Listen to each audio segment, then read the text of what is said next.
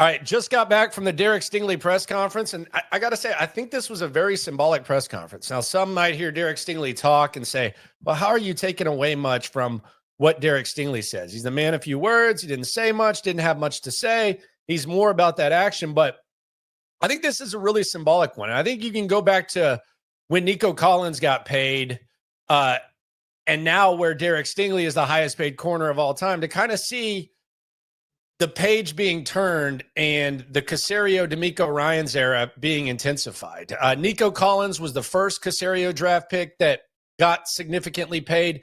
And now Derek Stingley is that guy as well. And it happens within a week of trading away Laramie Tunsil. So now when guys go in that locker room, and naturally when you're a young guy, you want to get to that next contract. That's the main goal of players, is you want to get to that next contract.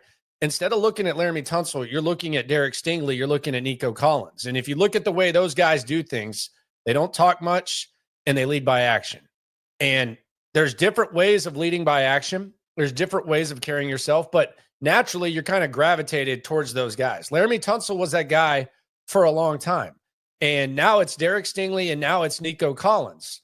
And those are the guys that you look to. Those are the first guys that Nick Caserio has paid. And this core of guys, as they try to get where they want to get. Those are the guys that you look to. And the other thing about these guys is they're not connected to the Bill O'Brien era. And in the last couple of weeks, while you've seen Derek Stingley get paid, you also saw Laramie Tunsil, who was a holdover from the O'Brien era. You saw him exit. John Weeks, who's the longest tenured Texan, he's gone.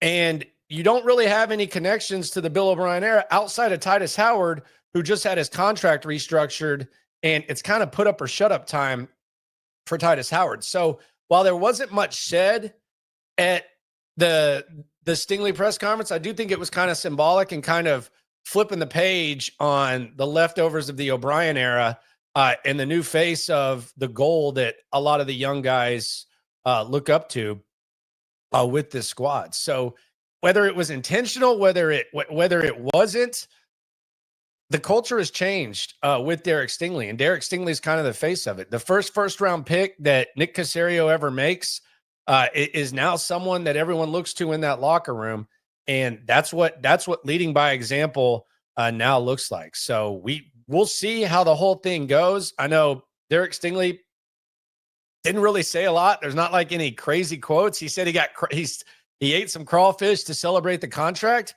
but this was symbolic. And the last couple of weeks have been symbolic. This is the intense stage of the Nick Caserio, D'Amico Ryans era. And it kind of started with Nico Collins, and now it's Derek Stingley. And you're seeing the guys from the past kind of exit, and the bow has been put on the Bill O'Brien era. That's the end.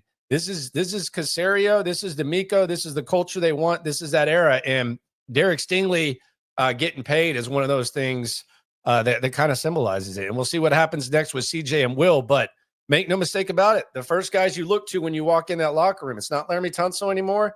It's not Derek Stingley. It's Nico Collins. And they like to lead by example. You got some guys that like to talk a little bit more. These are your example guys, and these are your highest paid guys. So I thought this was a pretty significant press conference. The end of one of the worst eras, and the peak or the sprint of Nick Caserio, D'Amico's era, and what they got to do. We'll see what they do on the offensive side of the rock. Defense seems pretty set in stone, and now Derek Stingley is kind of the standard for this culture. He's the tone setter. We'll see what that looks like. I think based on what we saw last year and based on really what we've seen when he's been on the field, don't think it's the worst thing. Appreciate everyone for coming through. Subscribe, like, right along. Locker Room, #1 source for Texans digital content. SNL Live with Cody Stoots every day at 4. Appreciate y'all for coming through.